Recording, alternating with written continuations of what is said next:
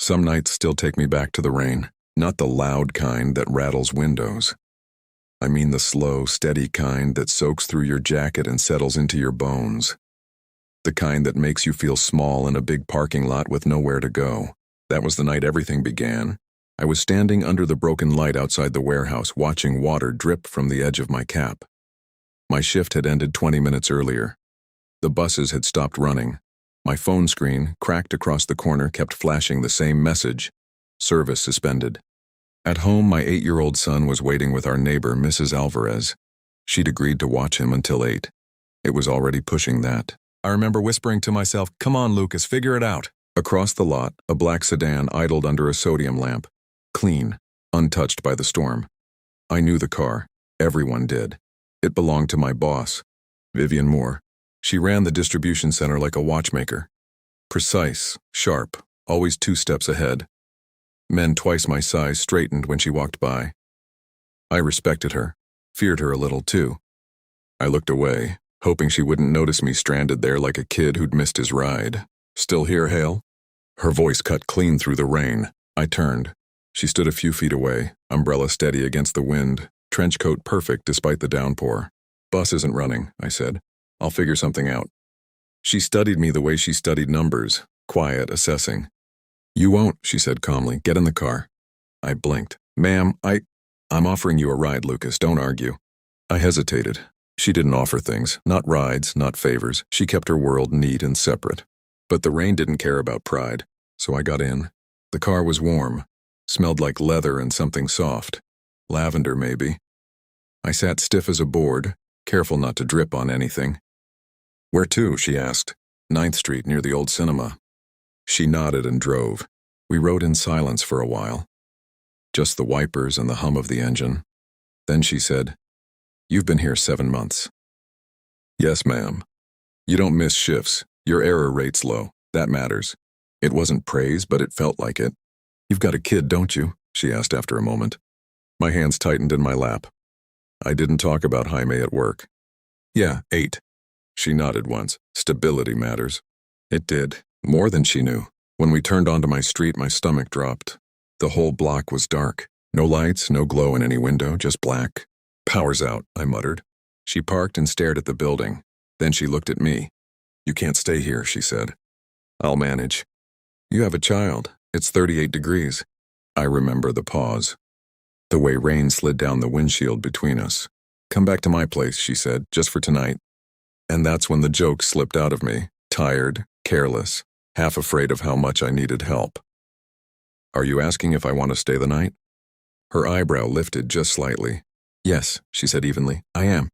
And just like that, the line I never meant to cross was right in front of me. I didn't know then that stepping over it would change everything. I almost said no. Pride has a funny way of showing up when you can least afford it. I told myself I could light candles, pile blankets on Jaime, wait it out like we always did. But then I thought about his small hands turning cold in the dark. So I nodded. "I'll grab my son," I said quietly. Vivien didn't respond with anything dramatic. She just waited, calm, certain, like the decision had already been made and she was simply giving me time to catch up to it. Jaime climbed into the back seat, clutching his backpack, eyes wide as he took in the leather seats and glowing dashboard. He didn't speak at first. He just looked around like he'd stepped into a different world. Vivien's house sat on a quiet street lined with trees, a wraparound porch, soft lights in the windows. It looked warm before we even opened the door. Inside, the air felt steady. Hardwood floors, bookshelves, a fireplace that looked used, not decorative. There was a photograph on the mantel, Vivien beside an older woman with the same sharp eyes. "Shoes off," she said gently. "I'll get towels." She handed Jaime a hoodie that swallowed him whole and showed him where the bathroom was. He walked down the hallway carefully like he didn't want to touch anything by accident. I followed later, changed into borrowed sweatpants, and came back downstairs feeling like I was wearing someone else's life. Jaime sat cross-legged on the couch holding a mug of hot chocolate. Vivien sat across from him. "Your son wants to be an astronaut," she said as I entered. Jaime grinned. "I'm going to go to space." "That's a solid goal," she replied. "You'll need to be good at math." "I'm okay at math," he said. "Dad helps me." "When I remember how fractions work," I added. The corner of her mouth lifted. Fractions are cruel. I laughed. A real laugh, it surprised me. They talked about school, about science projects, about planets. She listened to him the way she listened to staff meetings, focused, respectful, never dismissing him because he was small. I watched her and felt something shift in my chest. Later, when I tucked Jaime into the guest bed, he whispered, "Is she nice?" "Yeah," I said softly, "she is." Downstairs, Vivien rinsed out mugs in the sink. "You didn't have to do this," I told her. "I know," she replied. She dried her hands and looked at me, not as an employee, not as someone beneath her, but straight on. "You looked like you needed help." That was it. No lecture, no expectations. Just that, and maybe it was exhaustion. Maybe it was warmth after hours of cold. Maybe it was the simple shock of someone seeing me struggle and not turning away. But my mouth moved before my brain could catch up. "You're really pretty," I said. The words hung there, awkward, wrong. Her expression didn't harden. She didn't step back. She just raised one eyebrow slightly, and I wished the floor would open up and swallow me whole. I felt the heat rise all the way to my ears. "I'm sorry," I said quickly. "That was inappropriate. I did mean it, but not like that. Lucas." Her voice was calm, not sharp, not angry. "Take a breath." I did. The kitchen felt very quiet all of a sudden. Just the soft hum of the refrigerator and rain tapping against the windows. "You're exhausted," she said. "It's been a long night. You said something clumsy. That doesn't make you a bad person." I swallowed. Still shouldn't have said it. "You're my employee," she continued gently but firmly. "I helped you because you needed help. That's all this is. And I need you to understand something clearly." I nodded. "If you ever feel uncomfortable here, if you want to leave, if you think I expect something from you in return, you say so. There are no strings attached." There it was, a boundary, clean, honest. And somehow, instead of feeling smaller, I felt respected. "I understand," I said quietly. She held my gaze a second longer, then nodded. "Good. The couch is made up. Get some sleep." I lay there in the dark for a long time after that. The house felt different from my apartment. Quieter, not empty, just settled.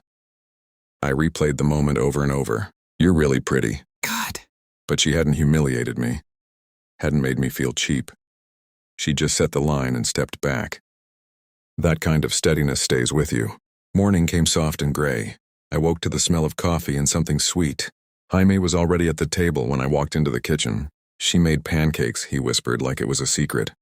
Vivien stood at the stove in simple clothes, hair pulled back, sleeves rolled up. She looked less intimidating without the trench coat and heels. More human. "Morning," she said. "Morning," I answered, still unsure how to stand in this new version of the world. "Power's back at your building," she added. "Utility techs came through earlier." I nodded. "We'll head out then." "No rush, eat first." Jaime talked about dinosaurs and space stations while syrup pooled on his plate. Vivien asked questions like it mattered, like he mattered. When it was time to leave, Jaime hugged her without hesitation. She froze for a fraction of a second, then gently patted his back. "Take care, kiddo." Outside, I paused before getting in the car. "Thank you," I said. She nodded once. "See you Monday, Lucas." Not Hale. Lucas. I didn't realize it then. But that small shift would mean more than either of us expected. Work felt the same the next week.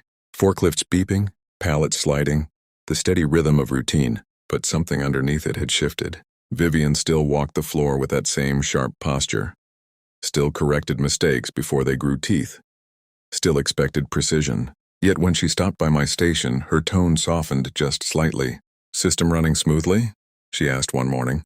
"Yeah," I said. "Dock crew adjusted fast." She nodded. "Good." It was nothing. A simple exchange. But she didn't look through me anymore. She looked at me. On Friday afternoon, as I was clocking out, she appeared beside me. "Lucas, got a minute?" My stomach dropped the way it always did when a boss closed the office door behind you. But she didn't sit behind her desk. She leaned against it. "You're doing well," she said, "especially with the new routing system." "Just doing my job." "You're doing more than that." I didn't know what to say to praise. Never really had. She studied me for a second, then added, "How's your son?" "Good, still talking about space, still wants a hamster." That almost smile returned. "Hamsters are a commitment. So is an 8-year-old, I said. That made her laugh quietly. A real laugh, not the polite kind. We stood there in that small office, the door open, daylight spilling in from the warehouse windows. "Lucas," she said carefully, "you don't have to carry everything alone." The words landed heavier than I expected.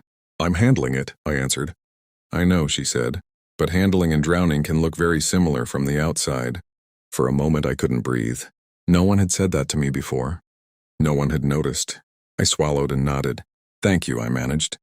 She straightened, professionalism sliding back into place. "All right, go home. It's the weekend." I stepped out of her office with something new settling in my chest. Not attraction, not yet. Recognition. That night, after Jaime fell asleep on the couch with a half-finished drawing of a rocket ship, I stood at the kitchen sink staring out the window. I wasn't just surviving anymore. Someone had seen me standing in the rain and decided I mattered enough to step in. And for the first time in years, I let myself wonder what might happen if I stopped bracing for loss long enough to reach for something steady. It scared me, but it also felt like breathing again.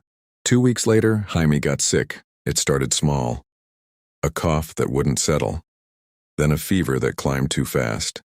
By midnight, he was struggling to breathe, his little chest working harder than it should. I've never moved so quickly in my life. The emergency room was bright and cold. Machines hummed. Nurses moved with quiet efficiency.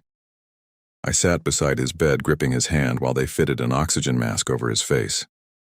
"Pneumonia," the doctor said gently. "We'll admit him. Start antibiotics." "Admit him," the word echoed. At 6 in the morning, I called work. Left a voicemail. Told them I didn't know when I'd be back. At 8, my phone buzzed. "Vivien, where are you?" I stared at the screen before typing back. "Hospital. Jaime's sick. Pneumonia. I'm sorry about today." The response came almost immediately. "Don't apologize. Is he stable?" That simple question steadied me. "They're starting treatment," I wrote. "Stay with him," she replied. "The shipment can wait." I read it 3 times. "Stay with him." No lecture, no frustration. Just that. Jaime's fever broke on the 3rd day. I barely slept. Sat in a chair beside him, listening to every beep like it was the only sound in the world. On the 4th afternoon, there was a knock at the hospital room door. Vivien stood there holding 2 coffees and a small paper bag. "You look terrible," she said softly. "Thanks." "Eat," she added, handing me a sandwich. She sat down without ceremony, glancing at Jaime, who was finally breathing evenly. "He looks stronger," she said. "He is." We sat in silence for a while. "You ever feel," she said quietly, "like if you stop holding everything together, it all falls apart?" I looked at her. "Every day." She nodded. "Me too." There it was again. Not pity, not authority. Shared weight. When Jaime was discharged, Vivien walked us to the parking lot. "You're not alone in this," she said gently. I wanted to argue. Habit. But I didn't. That night, after I tucked Jaime into his own bed again, I sat in the dark living room and realized something I hadn't let myself admit. She wasn't stepping in out of obligation. She cared, and somewhere between that rainstorm and this hospital room, I had started to care too. It wasn't dramatic. It was quieter than that. But it was real. After the hospital, things didn't go back to normal. They went somewhere new. Vivien called most evenings to check on Jaime. At first, it was practical. "How's his breathing? Did the fever stay down?" But the calls stretched longer. We talked about work, about nothing, about how tired we both were. It felt easy, too easy. One night after Jaime had fallen asleep, I asked the question I'd been carrying around like a loose nail in my pocket. "What are we doing?" I said quietly into the phone. She didn't pretend not to understand. "I've been asking myself that," she replied. There was a long pause. "I care about you," she said, "but you work for me. That complicates things." "I know. If we crossed that line, we'd have to do it right. Disclose it. Deal with the looks. Make sure your career isn't affected." She was always thinking 3 steps ahead. "I'm not worried about looks," I said. "I'm worried about losing what we've built." "You won't," she said softly, "unless we're careless." A few weeks later, corporate announced an expansion, new positions, new opportunities. She called me into her office. "I want you to apply for supervisor," she said. I stared at her. "People will think—" "I don't care what people think," she interrupted. "You earned this. I've documented your performance for months. This has nothing to do with us." That was the first time she said it like that. Us. I went home and sat at the kitchen table long after Jaime went to bed. Ran numbers. Imagined a better apartment. A savings account that didn't disappear every month. Imagined not living in quiet fear of the next bill. The next morning I knocked on her office door. "I'll take it," I said. She didn't smile big, that wasn't her way. But relief softened her shoulders. Then we do this properly, she said. Promotion, disclosure, no hiding. Are you sure? I asked. She stepped closer, steady as ever. I'm done being alone because it's easier, she said. Aren't you?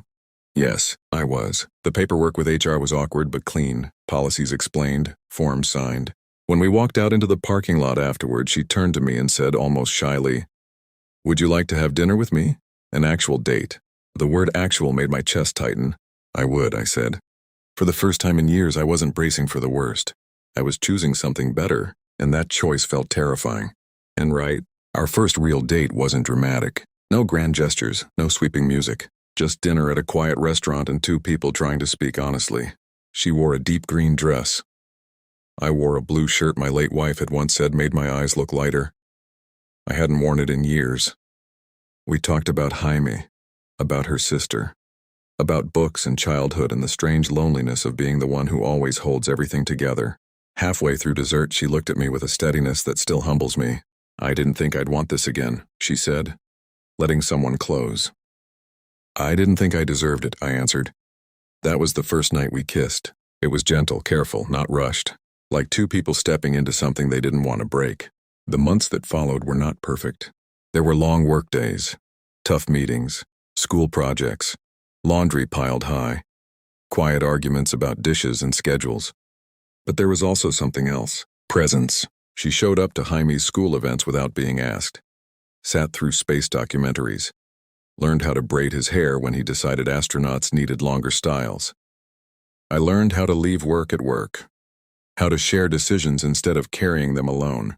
One evening, sitting on the porch of our new apartment, the one we moved into after my promotion, Jaime leaned against both of us and said, It feels like this is how it was always supposed to be.